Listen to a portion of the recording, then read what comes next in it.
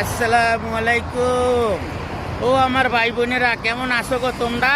এ মনু, তুমি কি ফেসবুকে পেজে কাজ করো মনু?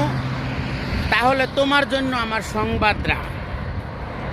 তোমার এটা যখন একটা ফ্যামিলি, তোমার ঘরটাও একটা ফ্যামিলি। তোমার ঘরে যখন 5 জিনিস লাগে খাবারের জন্য, তেল, সাবান, চুনো, পাউডার, আলতা, মেকআপ, সাবান, শ্যাম্পু, বোঝো নাই? তাই ফেসবুকটাও এরকম একটা জিনিস লাগে। সেই জিনিসটা কি জানো? সেই জিনিসটা হইছে তোমার প্রথমত মানুষের পোস্টে কমেন্ট করা লাগবে। 2 নম্বরে হয়েছে তোমার বন্ধুরা কমেন্টগুলো রিপ্লাই দেওয়া লাগবে। 3 নম্বরে তোমার কি করার লাগবে? বন্ধুদের লাইভে অ্যাটেন্ড করতে হবে, মানে যুক্ত হতে হবে। বোঝো নাই ব্যাপারটা? একটু ব্যাপারটা বুঝছো। তারপরে হয়েছে ওইখান থেকে তোমার বন্ধু বানাইতে হবে, তাহলে তোমার পেজ প্রোফাইলটা একটু বড় হবে, তাইলে তুমি কাজ করে শান্তি পাইবা। যত বন্ধু তত ভিউ, এইটাও তো স্মরণ করতে হবে বন্ধু, তুমি বোঝো না? তো যেই কাজটাই করি সব সমান, কোনোটা ছোট আর বড় নাই।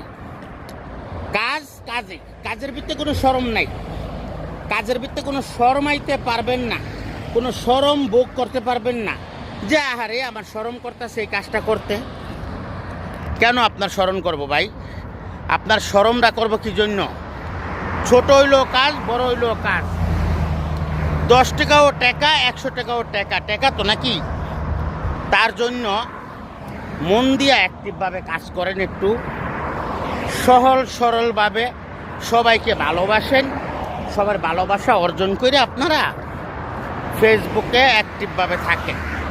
তাই আপনাদের কাছে আমি বলতে চাই, আপনারা যারা নতুন আসছি, নতুন ভাই বোনেরা, যদি আমরা সকল বন্ধুদের পাশে থাকতে পারি, বন্ধুদের ভালোবাসা অর্জন করতে পারি, তাইলে এখান থেকে কিছু একটা আশা করা যাইব। এটা সবারই কলম মানতে হয় না ভাই? তাইলে আমরা কেউ যেন হিংসা না করি, এই সংসারটা বাঁচায় রাখি, সংসারটার ভিতরে ভালো একটা পরিবেশ তৈরি করি। যেহেতু আমরা এই সংসারে কাজ করতে হইব, গড্ডা যেরকম বাঁচাইতে হয় সংসার, এই ফেসটা প্রোফাইলটাও একটু বাঁচাইতে হইব। সুন্দরভাবে রাখতে হইব, ফ্রেশ রাখতে হইব, ক্লিন রাখতে হইব।